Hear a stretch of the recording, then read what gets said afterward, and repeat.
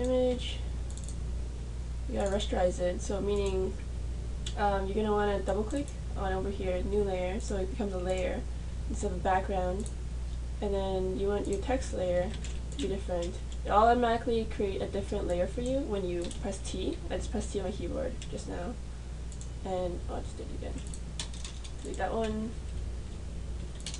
And you want episode. So I just did that super quick. You take what you want, cut paste, and that looks like shit. You can't see anything, obviously. It's, you know, the thing about this is that, you know, there's a white backdrop and a dark backdrop. So, you know, you're gonna be wondering, like, what color should I make this? How thick I should make this? So a good thing about Photoshop is that you can actually make it have like a stroke around it. So let's just choose a different font. This font's gay as fuck. You can always change this later on if you want when you do the file. Hopefully this Photoshop is backwards compatible. I'm pretty sure it is.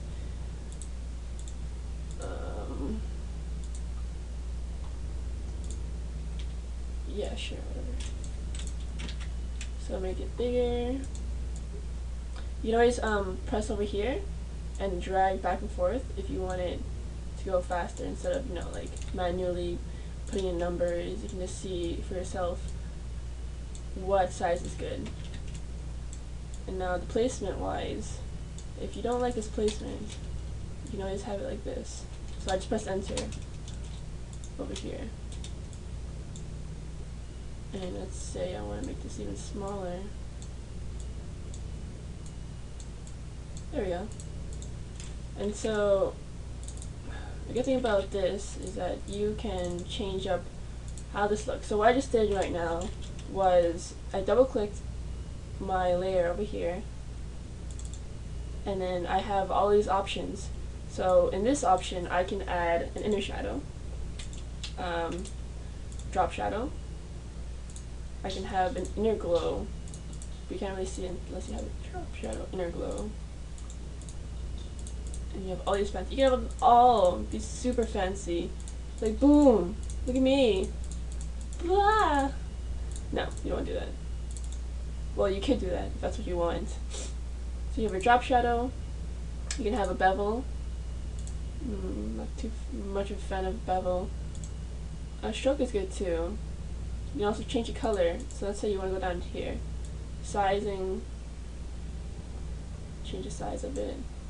You can change the color of it so it can be like a yellow type of thing. Excuse me. Jeez. So texture wise, you can have textures on it so you can see like a little pattern over it. And you see over here, after I applied that, you can click on the eyes to see how they look without one another. Oui. And if you want to go back, and let's say you close it back, so you want to go back, you just double click it again. Oops. Oops. Double click it again. Double click it again. And yeah. So let's say I don't want the texture anymore. I want the outer glow instead. Pretty much just, you know, judge how you want it to look. And maybe I don't want it white, and I want it like yellow. You know, so to change the color, all you gotta do is come up here. You gotta make sure you select it all first, or else it's gonna be like, what do I select? So you click this, and you change the color.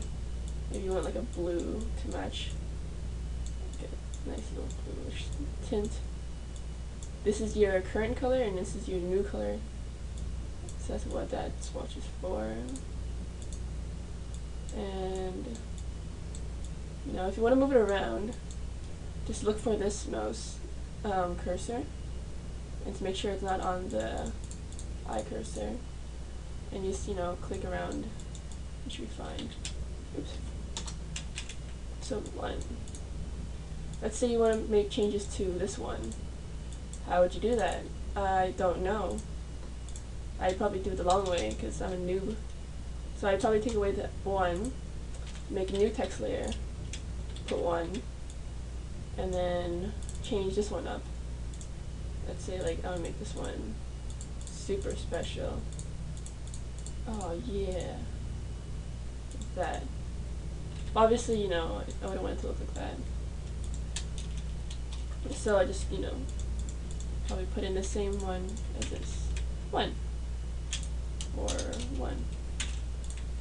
So when you get this file, all you gotta do is, oops, probably lock that actually. So I'm gonna lock this so that you don't have to click around.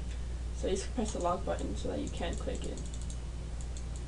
Another cool thing about Photoshop is that if I don't have this unlocked and I have auto select on, it will automatically select whatever background I click on. So there's 2 layers, but I'm selecting this one now because my computer is telling me that my mouse is over this layer.